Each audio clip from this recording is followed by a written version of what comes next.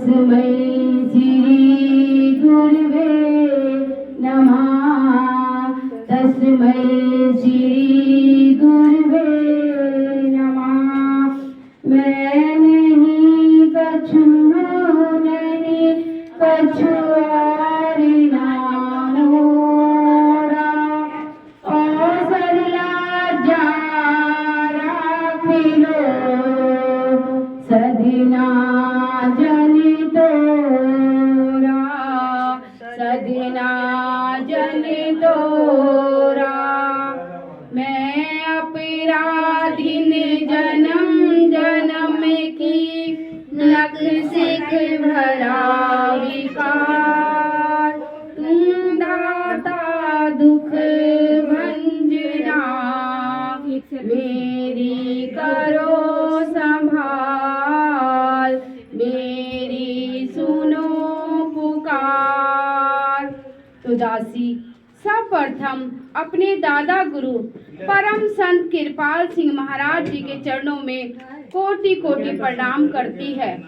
उसके उपरांत उन्हीं का रूप उन्हीं का स्वरूप जिससे दासी को नया जन्म मिला है परम संत ठाकर सिंह महाराज जी के चरणों में दासी का कोटि कोटि प्रणाम स्वीकार हो।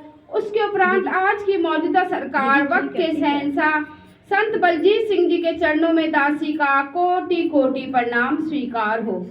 दूर दराज से आई संगत के चरणों में भी दासी का कोटि कोटि प्रणाम स्वीकार हो। माइक द्वारा दासी की जहाँ तक आवाज आ रही है सभी के चरणों में दासी का कोटि कोटि प्रणाम स्वीकार हो। ठीक है आवाज बिल्कुल ठीक है। तो गुरु की प्यारी साथ संगत जी सभी का शुक्राना है, सभी का धन्यवाद है। कुछ पल के लिए हम घर से बेमुख होकर परमात्मा की याद में आ गए हैं। गुरु की कृपा गुरु की दया मेहर जब जीवात्माओं पे होती है तो ऐसा सौभाग्य प्राप्त होता है। इस घर का भी शुक्राना है जिन्होंने आज बच्चे के जन्मदिन में उपलक्ष्य में गुरु को याद किया है। गुरु की बख्शिश तो सदैव उस जीवात्मा के साथ होती है जब गुरु नाम की दीक्षा दे देता है, गुरु अपने अधीन कर लेता है उस आत्मा को। पर अब हमें समझना है कि बार बार का जन्म और मरण हमारा क्यों हो रहा है। तो पहले की जैसा हमें भी आदेश है कि एक शब्द गाना है, तो दासी एक शब्द रखेगी आपके सामने, सभी ने साथ में गाना है। माइक के भाई मुझे लग रही है बहुत प्रेशर लग रहा है। देखो दूसरा माइक देखो। बाहर तो मैं कम करके उसको आवाज को नहीं, इसमें मेरा प्रेशर लग रहा है, आवाज नहीं आ रही है। हेलो नहीं आवाज अरे तो उसी माइक को अंदर कर लो ना, उसी को इधर कर लो ना, इसमें नहीं आया ना मेरा प्रेशर। हेलो आपकी आवाज आ रही है, आप समझ नहीं रहे हो। यहाँ से जोर मेरा जोर बहुत लग रहा है, मेरा गला इसका प्रेशर लग रहा है।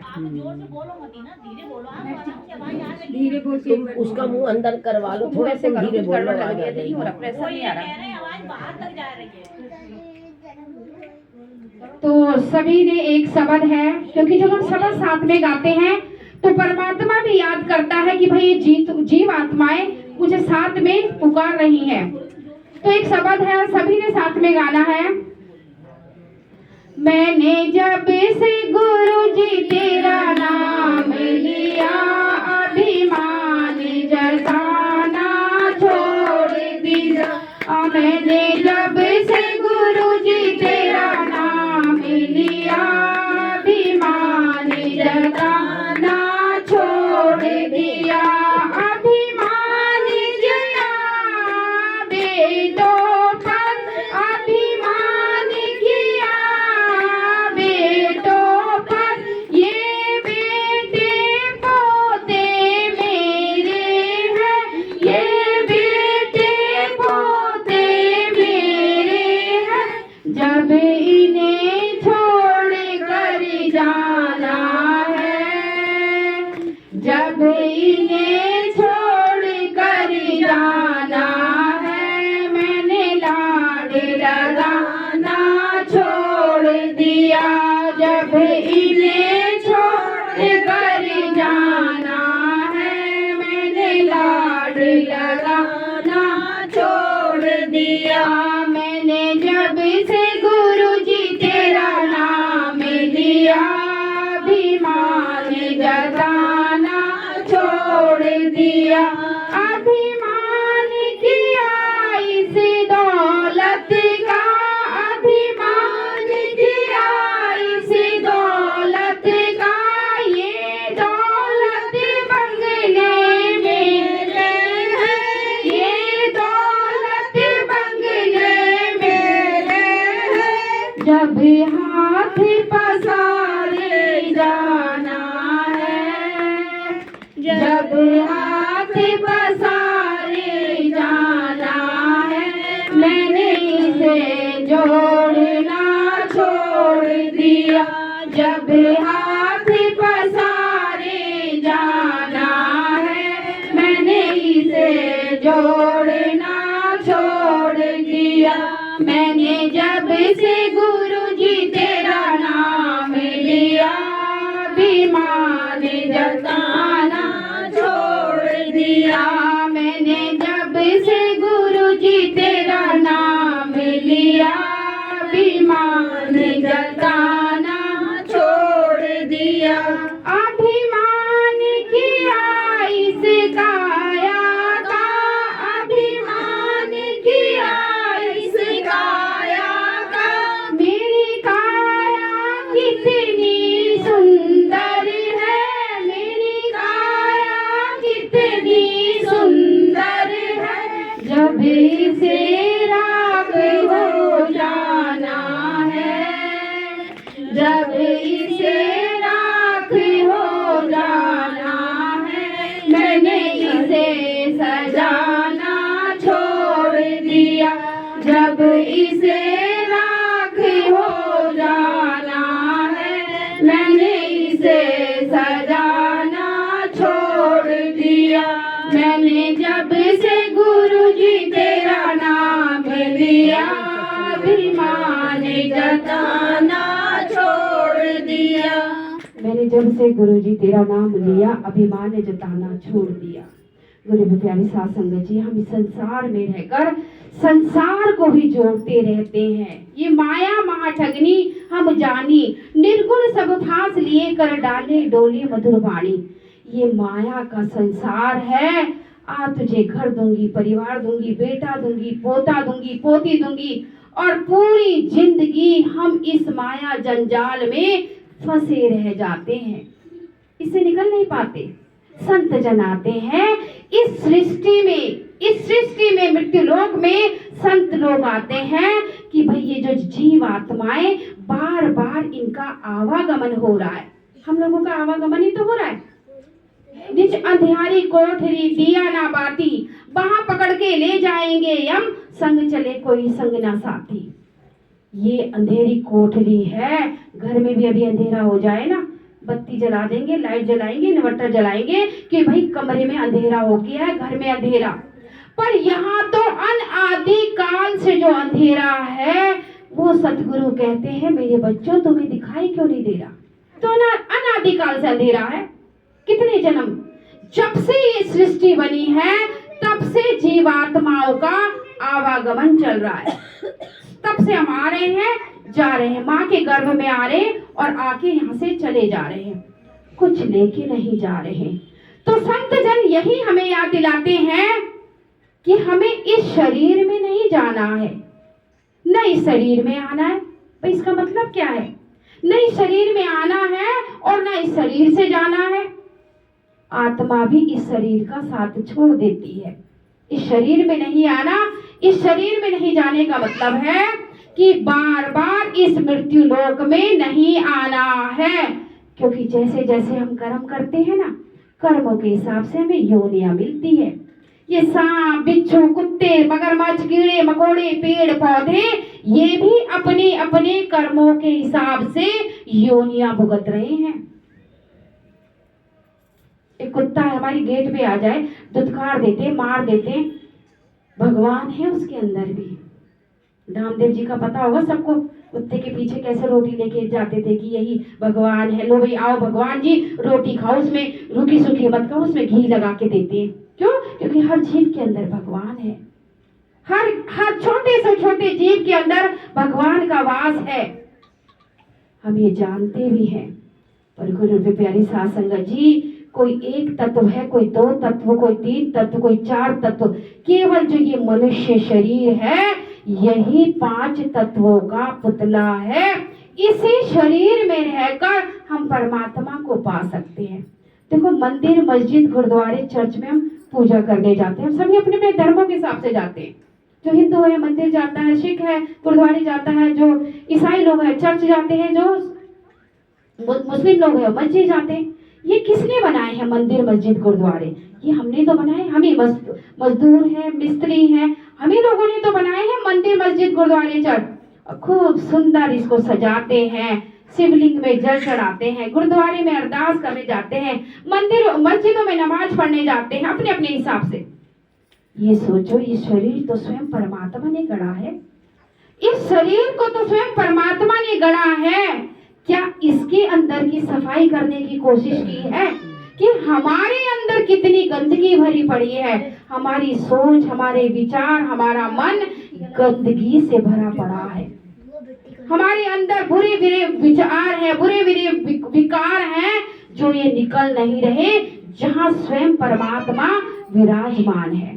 उस मंदिर, मस्जिद, गुरुद्वारे पे तो जाते हैं, सजाते हैं, जो हरि का मंदिर है, जो स्वयं परमात्मा ने बनाया है, इसकी सफाई नहीं करते।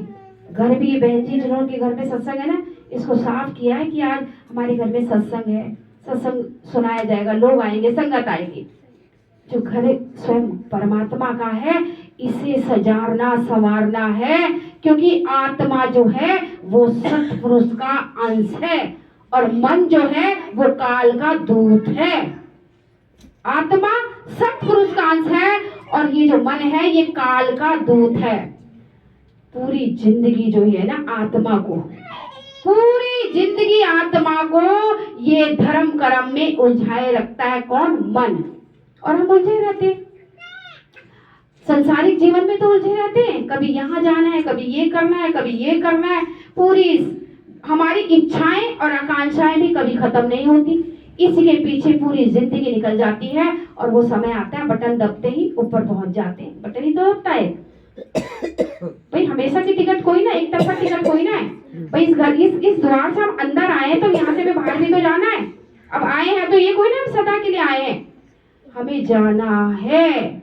और जाते जाने से पहले हमें क्या करना है? उस हरि के नाम को अपने रग रग में बसा लेना है। जिस नाम को लेने के लिए, जिसको पाने के लिए बच्चा जो है गर्भ में यही प्रार्थना करता है कि मैं बाहर आऊंगा तो तेरा नाम लूंगा। आज किसी आत्मा का जन्म है, जन्म दिवस के उपलक्ष्य में सत्संग रखा गया है। देखो, माँ के गर्भ से बच्चे का जन्म होता है, माँ के गर्भ से, और आत्मा का जन्म जो है वो गुरु के गर्भ से होता है। माँ का जन्म, बच्चे का जन्म माँ के गर्भ से हो गया, पर आत्मा का जन्म जो है वो गुरु के गर्भ में से होता है। अभी इस बच्चे का जन्मदिन मनाया जा रहा है तो दासी इसके, देखो पहले भी बताया होगा इस बारे में, पर अभी थोड़ा सा बताएगी कि कैसे कैसे जन्म कैसे होता है। तो ये तो बहुत ही अच्छी बात है, क्योंकि जिस घर में सत्संग होता है, नाम लेवा जीव होते हैं, और जिस घर में सत्संग होता है और वो घर गुरु की प्यारी साध संगत जी, वो पूरा गुरु के दृष्टिकोण में रहता है। वो जितने भी गर्भ में बच्चे आएंगे वो आगे जाके गुरु की शरण में आ जाएंगे, यानी गुरु उनको नामदान जरूर देगा। ये बच्चा भी जो जिसका जन्मदिन है वो भी आगे जाके नामदान देगा, क्योंकि उसी गर्भ में बच्चे को भेजा जाता है जो नाम लेवा घर होगा, और पिछले जन्म में गुरु का दामन जिसने पकड़ रखा होगा वही घर में भेजता है आत्मा को गुरु। हम सोचते हैं ना हमने गुरु बनाया, हमारी औकात नहीं है गुरु बनाने की। वो अपनी रूहानी आत्माओं को छांट के लिए आता है। इतना बड़ा इलाका है, रामप्रस्थ है, ब्रिज बिहार है, ब्रिज बिहारी देख लो कितना बड़ा इलाका है, राधा कुंज, ब्रिज बिहार, कड़कड़, छाटे हैं, हीरे हैं उसकी दृष्टि में। जो आत्मा यहाँ बैठी है ना, चाहिए बच्चे सत्संग सुन रहे हैं कि समझ में नहीं आ रहा, जो गर्भ में बच्चा नहीं समझ में आ रहा, कुछ नहीं समझ में आ रहा, छोटे छोटे बच्चे को पर ये चुनता है, अपने हीरो को चुनता है, अपने पन्नों के खदान में से निकाल के लाता है ये कि ये मेरी जीवात्माएं हैं भाई, इनको मैंने इस लोक में नहीं रहने देना। ये संसार जो है दुख का घर है, दुखों का घर है। यहाँ हर क्षण दुख ही दुख है। थोड़ा सा सुख आता है, हम सोचते हैं बस खुश हो जाते हैं, शादी वाला माहौल हुआ, खुश हुए भाई, सब अपने घर को चले गए। इसी प्रकार ये संसार जो है दुखों का घर है, पल क्षणिक भर का ही सुख है। तो हमें ये जानना है कि जो धन दौलत मकान जमीन जायदाद बंगला कोठी गाड़ियां जोड़ रहे हैं, ये सब कंकड़ पत्थर है। अपनी सुविधा के अनुसार से घर भी जरूरी है, गाड़ी भी जरूरी है, बंगला भी जरूरी है, परंतु जरूरत से ज्यादा जोड़ने का मतलब है कि हम कंकड़ पत्थर इकट्ठा कर रहे हैं। कोई लेके गया कुछ, यूं आए, जब बच्चा पैदा होता है ना मुट्ठी बंद होती है और यूं चले जाते हैं। अब का खा लिया, शाम का मिलेगा, कुछ नहीं पता, कोई कुछ नहीं पता किसी को शाम तक कभी रोटी नसीब होगी नहीं होगी। तो हर सांस में अपने सतगुरु का, अपने परमात्मा का नाम लिख डालो, हर सांस में परमात्मा का नाम लिख डालो, देगा। जो हम उससे मांगेंगे वो देगा। और कह दिया ना पिता ने हमारे, इन शक्तियों से मांग लो, माँ से मांग लो, शिव से मांग लो, गणपति से मांग लो, हनुमान जी से मांग लो, जो शक्तियों की पूजा करते हो इनसे मान लो। एक ऊर्जा, एक शक्ति, एक उसको डिस्ट्रीब्यूट कर दिया, ले तू ये कर, 4 4 5 8 100 धाराओं में बांट दिया उसको कि ले भाई। अब जैसे गंगा वाटर है, पानी की टंकी है, वही रामप्रस्थ भी जा रहा है, सूर्यनगर भी जा रहा है, हमारी दर भी आ रहा है, सारे इलाकों में पानी आ रहा है, टंकी तो एक ही है। इसी प्रकार शक्ति एक है, उनके कार्य को विभाजित कर दिया गया है। पर इस बात को समझना है, महाराज जी ने कहा है कि शक्तियों की पूजा करो, कहा है, क्यों कहा है, इस बात को ध्यान से समझना है। अगर हमें देखो, शक्ति तो एक ही कार्य कर रही है, हर हमारे तुम्हारे सबके अंदर वही शक्ति है, सबके अंदर वही बैठा है। महाराज जी ने शक्तियों की पूजा के लिए क्यों कहा, क्योंकि हम अंदर की भक्ति नहीं कर रहे और हम शक्तियों के पास जाते हैं। ये शक्तियां भी गुरु के पास आती हैं, गुरु के पास जाती है। शक्तियां जितनी भी है, माँ है, दुर्गा है, शिव है, ये सारी शक्तियां गुरु के पास जाती हैं और कहती है कि भाई गुरुदेव, ये जो ये शक्तियां बैठी हैं तेरे नाम लेवा है भाई, हमसे मांग रही हैं। तो महाराज जी कहते हैं इन शक्तियों के बीच में और तुम्हारे बीच में मैं रोड़ा बनाऊं।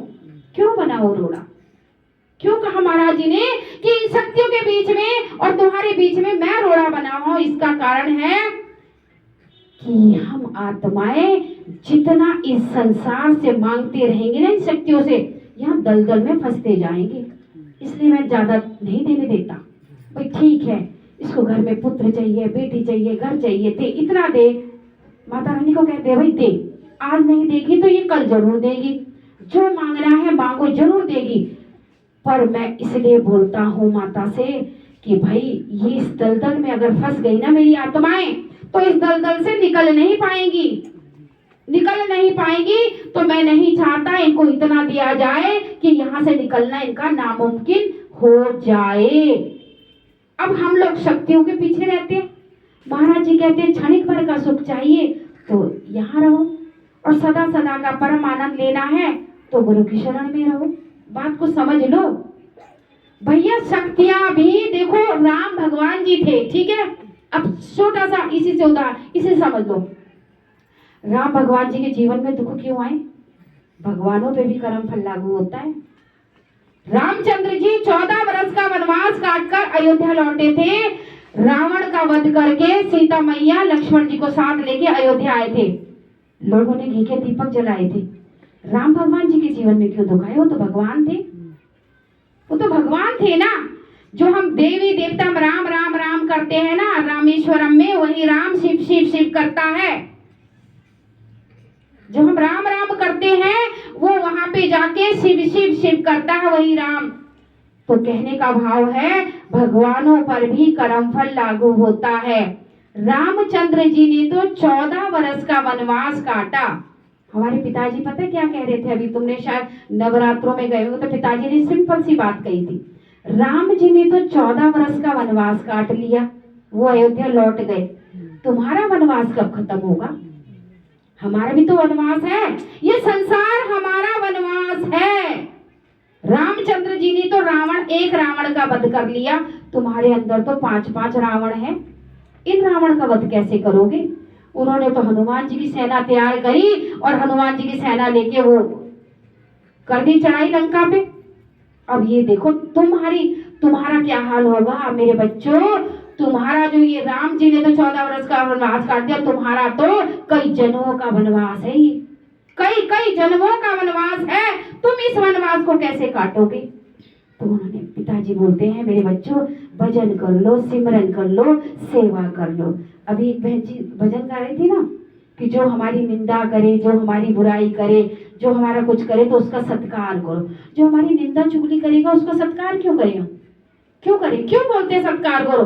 क्योंकि जो हमारी निंदा चुगली करता है ना, हमारे कर्मों की धुलाई करता जाता है। जैसे धोबी करता है, कपड़े जितना धोता है साफ होता जाता है, उसी प्रकार निंदा चुगली करने वाला हमारा हितैषी होता है, हमारे बुरे कर्मों को सफाई करता जाता है। बहुत हमारी निंदा करने वाले चुगली वाले बने, उनका सत्कार करते जाओ। भाई तेरा स्वागत है, तू मेरी जितनी मर्जी निंदा कर, पूरी गली में कर, पूरे मोहल्ले में कर, जितनी तूने मेरी निंदा करनी है कर ले, मेरी तो कर्मों की सफाई हो रही है, पक्की है, यूनिवर्सल ट्रूथ है। Plain speaking is always unpleasant. सच्ची बात हमेशा कड़वी होती है, और सच्ची बात यही है कि जो हमारी निंदा चुगली करेगा वो हमारा धोबी का काम कर रहा है, हमारी कर्मों की सफाई कर रहा है। तो इसलिए सत्पुरुष कहते हैं कि भाई अपने अंदर जो ये 5 रावण हैं, इन रावणों का वध करना है। तैयार कर लो अपनी सेना, सत्संग की, सेवा की, सिमरन की। तो कहते हैं ना सबसे अच्छी और सबसे खरी नौकरी मेरे सतगुरु की, सबसे अच्छी और सबसे खरी नौकरी मेरे सतगुरु की। देखो गुरु पे प्यारी साध संगत जी, हम भी संसारी के, हमारा भी घर है, परिवार है, बच्चे हैं, पर जिसको गुरु की सेवा मिल जाती है ना, पता नहीं है आपको, गुरु की सेवा का तुरंत फल मिलता है, 100% मिलता है। ये तो कई बार ऐसा हादसे हो गए, आपको बता नहीं सकती कि इतनी ऐसी बातें दासी के साथ घटित हुई हैं कि जैसे कहते हैं ना अनबिलीवेबल, जो बिलीव नहीं कर सकते, जिसपे विश्वास नहीं किया जा सकता। इसलिए जहां भी गुरु की सेवा मिलती है आगे तुरंत आगे चले जाओ, पीछे मत हटो, छोड़ दो घर का काम। क्योंकि यही जो समय है ना, जो बैठे हम संसार के लिए धन कमाया, परिवार के लिए परिवार कमाया, रिश्ते नातेदार कमा ले, अभी परेशानी आ जाए जीवन में कोई काम नहीं आएगा, ये खड़ा हो जाएगा साथ में, कोई काम आने वाले नहीं, रिश्ते नाते खड़े नहीं होंगे, ये खड़ा होगा हमारे साथ, हमारी संभाल ये करेगा। यहाँ की गुरु पे प्यारी साध संगत जी, यहाँ की अदालत के लिए तो वकील पुलिस वाले काम आ जाएंगे, पैसे दे देंगे हम, वकील हमारा काम कर देगा कि भाई इसके ये जरूरत है, इसके घर में चोरी हो गई, इसके घर में डकैती पड़ गई, इसका मकान किसी ने कब्जा कर लिया, वो पुलिस वाले वकील कर लेगा पैसे देके। पर वहां की अदालत में जब जाएंगे ना, तो ये हमारा वकील बन के खड़ा हो जाएगा, ये हमारा वकील बनेगा, ये हमारी पैरवी करेगा कि ये मेरी रूहानी आत्माएं हैं, संसार में जाके भटक गई। क्यों भटक गई? क्योंकि भैया पिछले जन्म का लेन देन है। ये जो हम सोचते हैं ना, मेरे बच्चे, मेरा परिवार, मेरा घर, कोई मेरा नहीं है, ये सब अपने अपने कर्जे लेने के लिए आए हुए। हमारा लेन देन है, बस हमारा लेन देन है। पिताजी तो यहाँ तक भी कहते हैं जिसके घर में जितने लड़के होते हैं समझ लो उसका उतना ही लेन देन है, और जिसके घर में जितनी लड़कियां हैं समझ लो उसका घर स्वर्ग से समान है, उसका लेन देन नहीं है। जितनी लड़कियां हैं उतना लेन देन कम है, जितने लड़के हैं समझ लो उतना लेन देन है। बात को समझ जाओ, पर हम नहीं समझते। हमारे को तो ये है ना, पुरुष प्रधान समाज है, हमारे दिमाग में, हमारे कपाल में बैठा हुआ है कि पुरुष प्रधान समाज है, पुरुष ही बेटा ही होना चाहिए, ये हमारी दृष्टिकोण हमारा ही है। पर पिता की दृष्टि से तो पूछो, पिता क्या चाहता है? लेन देन के हैं, ये हमारे बच्चे, हमारा सब हमारा लेन देन है, कुछ नहीं है, लेना देने के लिए आए हैं। तो इसलिए पिताजी, इसलिए हमारा ये फर्ज बनता है, सब कुछ समर्पित कर दो अपने गुरु के चरणों में, अपना तन मन धन सब चीजें अपने गुरु के चरणों में समर्पित कर दो। फिर देखो गुरु कैसे काम करता है। वो तो तुम्हारा हमारा हम जीवात्माओं के भले के लिए ही संसार में है, उसको जरूरत नहीं है। वो तो रूहानी मंडलों में रहने वाली सत्ता है, केवल हमको तारने के लिए यहाँ इस सृष्टि मृत्यु लोक में आए हैं। इस बार पिताजी ने क्या बोला, मुझे 5 बार आना पड़ेगा, 5 बार, 5 बार इस मृत्यु लोक में आना पड़ेगा। ये तो है, अभी 4 जन्म और हैं। यानी जितनी भी हम रूहानी आत्माएं हैं उनको तारेंगे। देखो ठाकर सिंह महाराज जी ने कहा था ना, ठाकर सिंह महाराज जी ने वो थोड़े प्रेम से बोलते थे, भोलेपन से बोलते थे कि नहीं जी हाँ, नहीं बच्चे कोई बात नहीं, आज नहीं कल कर लेंगे। उन्होंने क्या कहा था, भाई ये डंडे के बल पे भजन करवाएगा। और यही कह दिया महाराज जी ने, अभी मौजूदा सरकार ने। देखो आजकल सीडी वगैरह सब सभी सुनते, महाराज जी ने यही बोल दिया है कि जो आने वाला समय है ना, उस समय में तुम 10 मिनट भी भजन पे नहीं बैठ पाओगे। 10 मिनट, 10 मिनट भजन पे नहीं बैठ पाओगे। इसीलिए जो ये अभी वर्तमान में प्रेजेंट समय है, इस समय में भजन कर लो, आने वाला समय तुम्हारे से भजन भी नहीं होगा।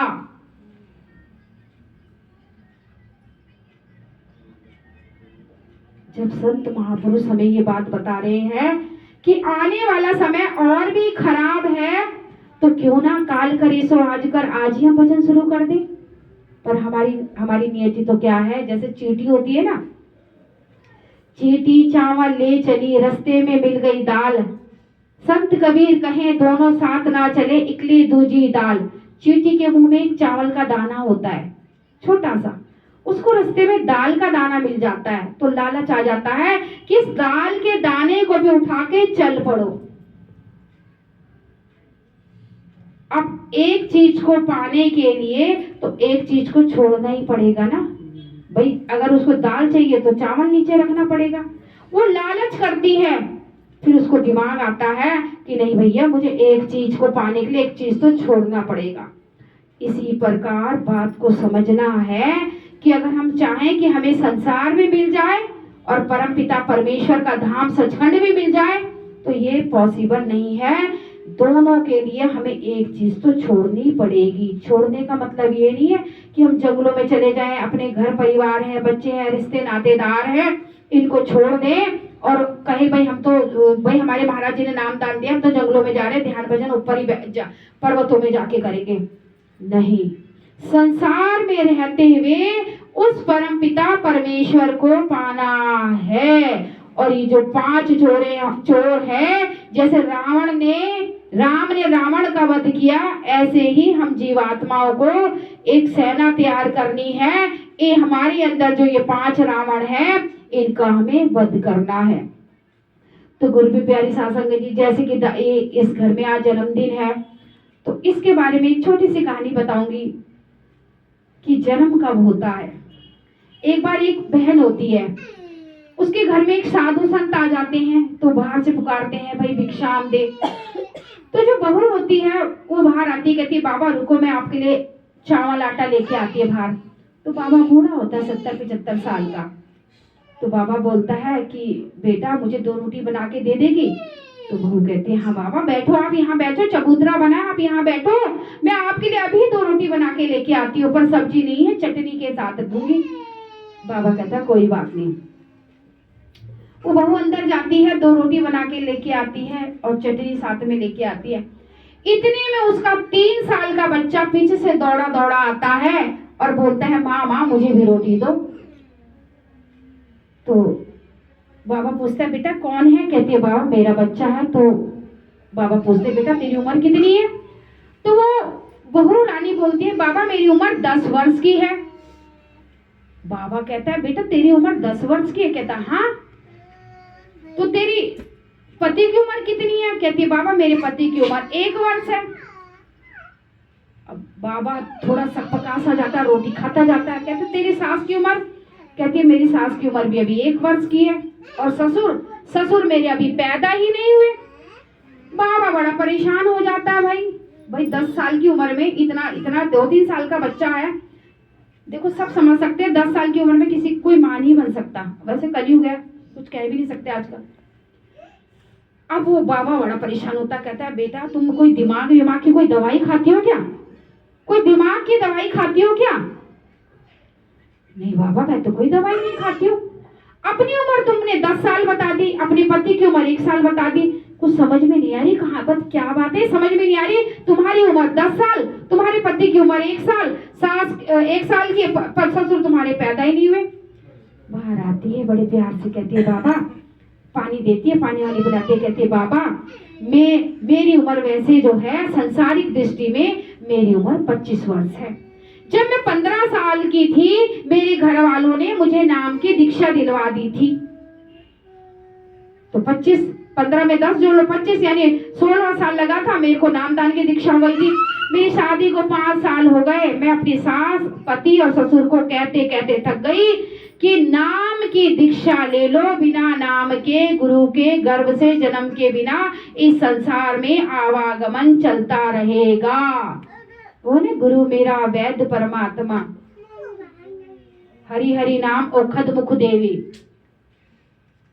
और काटे जन्म जन्म का फंदा। गुरु मेरा वैद्य परमात्मा, हरि हरि नाम औखद मुख देवे, और काटे जन्मों जन्मों का फंदा। तो अपनी सास को, ससुर को, पति को कहती रह गई कि भाई नाम की दीक्षा ले लो, नाम की दीक्षा ले लो। पर नहीं, अब सास ने भी 1 साल पहले नाम लिया है और पति ने भी 1 साल पहले नाम लिया है, और ससुर तो अब तक नाम लिया ही नहीं है। यानी जब गुरु से नाम की दीक्षा मिलती है, बच्चा कितना ही बड़ा हो जाए, समझ लो जिस दिन गुरु ने नाम की दीक्षा दे दी उस दिन गुरु के गर्भ से उसको जन्मदान मिल गया। क्योंकि गुरु की प्यारी साथ संगत जी, जिनकी आंखें हैं ना, जो देख सकता है, स्वयं परमात्मा हमारे बीच में विराजमान है। बहुत बड़ी सत्ता है। अंतर के रूहानी मंडलों में, पहले मंडल में, अंतर में जाके देखोगे कलर दिखाई देंगे, पता चलेगा कि हाँ भाई अंतर में खजाना भरा पड़ा हुआ है। पर हम अंतर में जाने का प्रयास नहीं करते हैं। सब कुछ यहाँ है, अंतर में है सब कुछ। कोई बीमार है ना, अगर कोई कहता है हमारे घर में रोगी है, बीमार है, बड़ा सा बड़ा रोग इससे कट जाता है। बड़े से बड़ा रोग ये धुन सुनने से कट जाता है। बड़े बड़े रोग कटते हैं। शांति नगर में एक अम्मा है, पानी की सेवा देती थी, उनको डिक्लेयर कर दिया था इनको कैंसर है। डॉक्टर ने कहा भाई तुम्हें कैंसर है, ठीक है। अब वो किसी सत्संगी भाई के पास गई होगी, उन्होंने बताया कि भाई तुम धुन पे बैठो, 3 घंटे की जगह 5 घंटे पे धुन पे बैठो। तो अम्मा जो है 5 घंटे धुन पे बैठने लगी। अब 3 बार दोबारा उनका 22 टेस्ट हुआ। 3 महीने बाद दोबारा उनका टेस्ट हुआ, जिसको उसी डॉक्टर के पास लेके गई। तो डॉक्टर बोलने गए किसकी बहन जी रिपोर्ट लेके आई हो आप? कि भाई डॉक्टर साहब ये मेरी रिपोर्ट है, देखो पुरानी रिपोर्ट देख लो, नाम देख लो, मेरी रिपोर्ट है ये। देखा उन्होंने तो वही नाम, वही एज, वही सेम एड्रेस है। डॉक्टर भी कंफ्यूज हो गया कि भाई ये तुम्हारा कैंसर पहले था अब नहीं है। ये धुन में बड़ी ताकत है, इस धुन में। ये जो सुनते हैं ना, ये जो हमको ऐसा दिया, ये बताया गया, ये इसको सुनो, 1 घंटा प्रयास करो डेली। हमें धुन में भी बैठना है। बड़े से बड़ा रोग ये धुन काट देता है। अगर नहीं काट रहा ना, अगर नहीं काट रहा तो ये सॉल्यूशन बता देगा, मार्ग बता देगा तुम्हारे शरीर के रोगों को काटने का। तुम्हारा अपने आप रोग कटने लग जाएगा, पक्की बात है। पर विश्वास सबसे बड़ी बात है। जिसको विश्वास है, जिसका गुरु के प्रति भाव है, उसका ही होगा। जिसका भाव नहीं है उसका कुछ नहीं होगा। जो भाव रखता है उसी का होगा। जिसने गुरु पे विश्वास नहीं करा, भाव नहीं रखा, तो उसका काम नहीं बनने वाला। छोड़ दो, सब कुछ उसके हवाले छोड़ दो। देखो हम आए हैं तो जाएंगे। एक बिल्ली होती है ना, बिल्ली के दांत देखो, चूहे को कैसे पकड़ता है, नोच के खा जाता है। कौन? बिल्ली।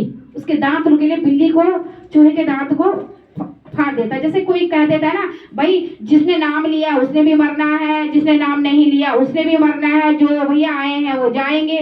भाई सबने मरना है, जो आया वो तो जाएगा। किसी संत से पूछ लिया किसी ने कि भाई जो नाम लिया है उन्होंने भी तो मरना है, जिन्होंने नाम नहीं लिया उन्होंने भी मरना है, जो आए वो तो जाएंगे। तो संत लोग होते हैं, अपनी बात को बड़ी अच्छी तरीके से बताते हैं कि बिल्ली होती है ना, अपने दांतों का प्रयोग करती है, वो चूहे को तो फाड़ के खा जाती है, और उन्हीं दांतों से अपने बच्चों को 7 जगह घुमा देती है, 7 जगह फिरा देती है। दांत वही है। ये समझ लो, मौत तो सबकी आनी है, सबने जाना है, पर कौन कैसे जाएगा ये समझ लेना। कर्मों के हिसाब से योनियों में डाला जाएगा, और कर्मों के हिसाब से गुरु की प्यारी साध संगत जी जीवात्माओं को जन्म मिलेगा। योनियों का मतलब है जन्म ही है। और ऐसी स्वर्ग नरक का भी पक्की बात है, जैसे जैसे हमारे कर्म हैं वैसे वैसे ही मिलेगा। हम दान करते हैं, पुण्य करते हैं, व्रत करते हैं, पूजा पाठ करते हैं, हमारे शुभ कर्म बनते हैं, पर जितनी भी हम भक्ति पूजा पाठ करते हैं, एक समय यहाँ आता है कि जहाँ हमें गुरु की आवश्यकता पड़ती है, बिना गुरु के, गुरु की प्यारी साध संगत जी, हम अटक जाते हैं। एक स्थिति ऐसी आती है, इसलिए पहले ही गुरु का दामन थाम के रखो। महाराज जी कहते हैं जब तुम्हें बाहर शक्तियों से प्रेम होगा ना, बाहर की शक्तियों से प्रेम होगा, तभी तो तुम अंतर में भी प्रेम कर पाओगे। बाहर तुम्हें शक्तियों से प्रेम करने के लिए तो मैं तुम्हें प्रेम करवा रहा हूँ। अब जब हम भक्ति में झूम के नाचते हैं ना, महाराज जी कहते हैं, महाराज जी कह रहे थे, हम आश्रम में हम लोग भी गए थे, नवरात्रों में लोग नाच रहे थे। महाराज जी कह रहे थे नाच रहे हैं। अब कई लोग कहते हैं देखो पहले तो महाराज जी शांत बैठे हुए, शांत बैठ के सत्संग करते थे, अब तो लोग नाच रहे हैं खुशी में। महाराज जी का कहना है कि भाई कम से कम ये 3 घंटे, 2 घंटे, 4 घंटे नाच रहे ना, इस 4 घंटों के दौरान, 3 घंटे के दौरान इनको संसार से कोई लेना देना नहीं है। न संसार के बारे में कुछ सोचते, न घर परिवार के बारे में सोचते। नहीं तो हम अभी घर चले जाना, रास्ते चलते चलते किसी के बारे में सोचते हो जाएंगे, इसने ये कहा था, ये कहा था। दिमाग हमारा, मन 1 मिनट खाली नहीं रहता, 1 सेकंड, 1 मिनट तो बहुत बड़ी बात है, सोचते चले जाते हैं। तो इसलिए महाराज जी कहते हैं कि कम से कम ये 3-4 घंटे जो झूम रहे हैं ना, ये भगवान की भक्ति में झूम रहे, झूमने दो, क्योंकि ये 3-4 घंटे संसार से मुक्त हो रखेगा। संसार के बारे में नहीं सोच रहे, इसलिए महाराज जी खुश होते हैं। ये नहीं कि हमारा नाचना देख के खुश हो रहे हो, नाचना देखने नहीं, वो ये खुश हो रहे हैं कि मेरी आत्माएं लीन है, प्रभु की भक्ति में लीन हो रखी हैं, उसको याद कर रही हैं। संसार से इस समय उनको कोई लेना देना नहीं है। तो यही तो हमें लेना देना नहीं रखना, हमें भाव रखना है। भाव के बात में एक देखो, एक और छोटी सी कहानी भी आती है। एक बार देखो, आजकल तो सब YouTube में सब देखते रहते हैं, सब कहानियां सुनते हैं, पर पौधे में पानी डालते क्यों डालते हैं? हमें तो पता है ना, पौधा पनपेगा पानी से। क्यों डालते पानी? डालते, रोज डालते। इसी प्रकार ये आत्मा को खुराक देने के लिए सत्संग है। नहीं तो आजकल तो महाराज जी कितनी ऑडियो वीडियो कैसेट्स आ गई हैं, सत्संग कितने संत वगैरह हैं, कितनों के सत्संग आते रहते हैं, हम लोग सुनते रहते हैं, पर आनंद अपने गुरु के सत्संग में ही आता है। सबसे बड़ी बात है, जो गुरु से प्रेम करता है, आनंद तो जो सत्संगी होगा उसको सब में आनंद आएगा सत्संग सुनने में, पर जो अपने गुरु से जुड़ा होता है ना, उसके अपने गुरु के ही प्रवचन में आनंद आता है। तो एक महिला होती है, देखो, दूध बेचने का काम करती है, दूध बेचने जाती है, सर में मटकी होती है, 4-5 किलो दूध लेके एक पुल पार करके जाती है। वो पुल पार करने में उसको लगभग 40 मिनट लगता है, 40 मिनट लगता है पुल पार करने में। अब एक दिन वो अपनी गली से निकल रही होती है, थोड़ी दूर पे एक मंदिर के आगे कोई पंडित जी राम कथा कर रहे होते हैं। तो वो मंदिर के आगे, हमारी आदत भी ना, गुरुद्वारे, मंदिर, मस्जिद, हम तो मस्जिद के आगे भी सर टेक लेते हैं, क्योंकि हजरत मूसा ने कहा है ये शरीर नहीं, ये खुदा का घर है। ये नहीं सोचना कि ये मस्जिद है तो हम क्यों सर टिकाएं। एक ही है वो, अल्लाह, खुदा, परमात्मा सब एक ही है, गॉड, वाहिगुरु एक ही है। हमारी दृष्टि में यह है कि नहीं, अलग अलग है, एक ही है। तो हम लोग तो मस्जिद के आगे भी जाते हैं, वहां भी नमन करते हैं, भाई है, खुदा है, खुदा तो अपने अंदर ही है।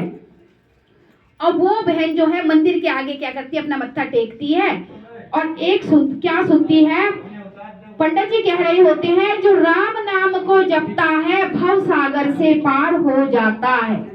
जो राम नाम को जपता है वो भव सागर से पार हो जाता है।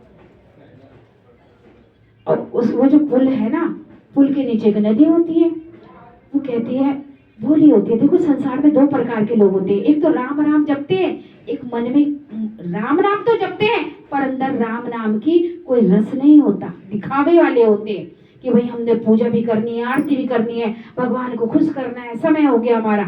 भाव, वो भाव का भूखा है, सतगुरु भी भाव का भूखा है। वो ये सुन लेती है कि जो राम नाम जपता है वो भव सागर से पार होता है, उसको भव का अर्थ नहीं पता, भव का अर्थ नहीं पता, भव सागर का। उसको सुनती है कि भाई ये मेरे नीचे तो, पुल के नीचे तो नदी पड़ती है, मैं क्यों ना नदी पार करके ये मटकी लेके जाऊं, क्योंकि पुल पार करने में 1 घंटा लगता है। अब सर में मटकी है, वो राम नाम जपती है, नदी में जैसे पैर रखती है नदी में रास्ता बन जाता है। 15 मिनट में जाती है, 15 मिनट में दूध पीती है, आधे पौने घंटे 1 घंटे में घर आ जाती है, बड़ी खुश होती है। 1 महीना हो गया, उसका तो 4 गुना काम बढ़ गया, क्योंकि राम नाम जप रही है वो। 2 महीने में उसका, देखो हमारी स्थिति, अगर मैं 2000 का काम कर रही हूँ, मेरे घर में 10,000 आएंगे, तो मेरे घर में 2 नई नई चीजें भी आएंगी, मैं सोचूंगी इसको भी ठीक कर दूं, ये भी कर दूं, क्योंकि 5 गुना पैसा आना लग गया। अब वो जो महिला है बड़ी खुश है, बड़ी खुश है, पंडित जी के पास जाती है। पंडित जी के पास कहती है, पंडित जी कल आपका मेरे घर खाना है। पंडित जी कहते हैं ठीक है, कि 12 बजे मंदिर बंद करता हूँ, उससे 10 मिनट पहले आ जाना। मटकी, सर में मटकी होती है, पंडित जी ताला वाला लगाते हैं मंदिर का, पंडित जी को लेने पहुंच जाती है मंदिर के आगे। पंडित जी पुल की ओर जाते हैं, और वो जो बहन है वो नदी की ओर जाती है। पंडित जी कहते हैं, भाई तूने कोई नाविक बुला रखा है यहाँ पे, नाव वाला? कहते नहीं पंडित जी। पंडित जी कहते हैं कि भाई ये तो जो नदी है 10 फुट गहरी है, तो कैसे जाती है? कहती पंडित जी मैं तो इसी नदी से जाती हूँ, देखो आप मेरे पीछे पीछे आओ। और वो जैसे पैर रखती है वो नदी पे वो रास्ता बन जाता है, वो आगे पहुंच जाती है। पीछे देखती है, पंडित जी तो पीछे खड़े, वो पीछे दोबारा आती है पंडित जी के पास। पंडित जी को कहती है, पंडित जी आप क्यों नहीं आ रहे?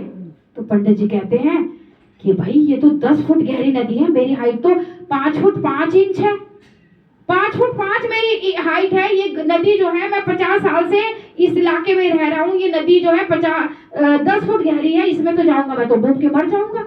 नहीं पंडित जी ऐसे कैसे डूब जाओगे? भैया आप राम कथा कर रहे थे, आपने ही तो कहा था जो राम नाम को जपता है वो भव सागर से पार हो जाता है। मैंने कहा जो सागर को पार कर सकता है, मैंने तो छोटी सी नदी पड़ती है, मैं तो उस दिन से राम नाम जपती हूँ, और राम नाम जपते हुए जाती हूँ, राम नाम जपते हुए वापस आ जाती हूँ। अब पंडित जी जो है, पंडित जी वहां पे सर चकरा के बैठ जाते, कहते हैं बहन सुन, मेरी उम्र 52 साल की हो गई है, और मुझे याद है जब से मैं 1 साल का था, मेरे परदादा भी जिंदा थे, मेरे दादा भी और मेरे पिताजी भी। हमारे घर में राम नाम ही जपा जाता है, और बचपन से मैं राम नाम ही जप रहा हूँ। कई लोग ना राधे राधे राम राम, अपनी अपनी श्रद्धा है ना, हमारा सतनाम वाहे गुरु, हमारा अपना अपना सिर्फ हर एक हिसाब से। तो वो कहने लगे मैं तो 52 साल की उम्र है, मुझे याद है मैं 1 साल की उम्र से मैं राम नाम जप रहा हूँ। उसके पैरों में, पंडित जी उसके पैरों में गिर जाते हैं कि मैं तो राम नाम जपता हूँ, तूने राम को तूने घट में प्रकट कर लिया है, जो राम तेरा रास्ता बना रहा था तो उसी रास्ते वापिस आ रही है और जा रही है। तो ये कहने का भाव है कि अगर हमारे अंदर भाव है ना, प्रेम है, तो गुरु प्यारी साध संगत जी कोई भी ऐसा काम नहीं है कि जो हमारा पूर्ण नहीं होगा। पर ये ध्यान रखना है, मांगना कुछ नहीं है, मांगना कुछ नहीं है, वो समय के अनुसार सब देगा, जरूर देगा। जो तुम्हारे मन के अंदर चल रहा है ना, वो सब जानता है कि इस जीवात्मा के अंदर क्या चल रहा है, वो देगा और समय पे देगा। जो हमारे अंदर इच्छा है उसकी इच्छा की पूर्ति भी वो करेगा। मांगना नहीं है, केवल ध्यान पर बैठना है। ये नहीं बैठना कि हम ध्यान पे बैठे, ध्यान पे बैठते बोलते नहीं जी महाराज जी ये चाहिए, महाराज जी, उसको बोलने की जरूरत क्या है? भगवान के आगे जाने, माता रानी के पास जाते हैं, उसको बोलने की जरूरत क्या है? पूरे तकदीरों का लेखा जोखा तो इनके पास होता है, हमारी कर्मों का हिसाब किताब इनके पास होता है, क्या देना है इनको पता है, क्या नहीं देना वो भी इसको पता है। पर ये ध्यान रखना कि हमारे जीवन में कभी दुख आ जाए ना तो घबराना नहीं है। हमारे जीवन में कोई परेशानी आ जाए तो घबराना नहीं है। और देखो सबसे बड़ी बात ये भी है, सत्संगी के जीवन में दुख और परेशानी बहुत आते हैं। ये पड़ोसी भी कहते हैं कई बार, क्यों? इसका कारण जान लो। ये कई कई जन्मों के कर्मों को इसी जन्म में खत्म कर देता है। हमारे कई जन्मों के कर्म जो हमें भुगतने होते हैं ना अगले अगले जन्म में, वो इसी जन्म में खत्म कर देता है कि अगले जन्म अगर मैं दूंगा तो केवल नाम के सहारे से इनको ऊपर लेके जाऊंगा, इस जन्म में ही इनके बुरे कर्मों को काट दूं। हमारे जीवन में जितने कष्ट परेशानी आ रहे हैं इसका शुक्राना करो कि मेरे सतगुरु तू साथ रहना, हमारे को डगमगाने मत देना। हम डगमगा रहे हैं उसको हमको भटकने मत देना। अगर हम भटक जाए तो हमें संभाल लेना। अभी सत्संग करके आई थी जटवाड़े में, तो सत्संग करते करते कभी ध्यान नहीं रहता, जैसे यहाँ बैठे हैं ना, यहाँ से भी नीचे आ जाएंगे तो कई चीजें नहीं माइंड करती। ये देखो सत्ता काम करती है यहाँ पे। नीचे बैठ जाएंगे तो ध्यान, और वो बहन जी जैसे नीचे बैठी कह रही बहन जी, कह रही अभी हमारे घर में कलेश होने लग गया। अभी की बात है, अभी मालीवाड़ा जटवाड़ा में, जग रोशनी नाम है उनका। कह रही बहन जी हमारे घर में लड़ाई झगड़ा चल रहा था। किसी बहन ने कहा कि यहाँ कोई माता की चौकी लगाती है, चल इसके पास चल, वो तेरा घर का जो लड़ाई झगड़ा है उसको सुलझा। देखो घर में तो दो बर्तन होते खड़कते भी है, सास बहू है तो उसमें भी आपस में कई बार हो जाता है ना, हो ही जाता है। क्योंकि अब वो कह रही बहन जी मैं चली गई उस अपनी पड़ोसन के साथ, वो चावल बोलती है, कोई चौकी लगाती है और सच्ची बात करती है, वो जो कहते हैं सच होता है उसका। कह रही मैं अपने चावल लेके गई, उसके जैसे हाथ में रखे चावल उसने हटा दिए पीछे, कि फिर चौकी से हट गई। कह रही क्या बात हो गई बहन जी, आप क्यों उठ गई? कह रही तेरे साथ तो बहुत बड़ी सत्ता स्वयं परमात्मा बैठा है भाई, स्वयं तो परमात्मा तेरा वही खाता नहीं खोलने दे रहा। स्वयं छड़ी लेके व्हाइट कपड़ों में एक बाबा जी खड़े हैं, मुझे कहती है मेरी आत्मा है, इसको हाथ मत लगा, इसका मैं देखूंगा, हिसाब किताब लेन देन मैं करूंगा, तुझे हाथ लगाने की जरूरत नहीं है, इसके कर्मों का मैं देख रहा हूँ। उसने कहा नहीं बहन जी मैं नहीं देख सकती हूँ, तेरे साथ इतनी बड़ी सत्ता काम कर रही है, तू बिल्कुल घबराने की जरूरत नहीं है। और कह रही बहन जी घर आई, पहले तो कह रही मैं फूट फूट के रोई, फिर बच्चे भी मेरे समझे, बच्चों को जब बताया तो कह रही जो परेशानी थी वो परेशानी भी खत्म हो गई। देखो हमारे घर में परेशानी कष्ट हमारा अपना अपना कर्म लेन देन है, वो होती है तो घबराना नहीं है। बस इस सदगुरु के आगे अरदास करते जाना, बस यही संभाल करेगा, यही हमें परेशानियों से उबारेगा, बस यही संभाल करने वाला है। बस इसका काम तो यही है कि अपनी जीवात्माओं को इस संसार में भटकने नहीं देना।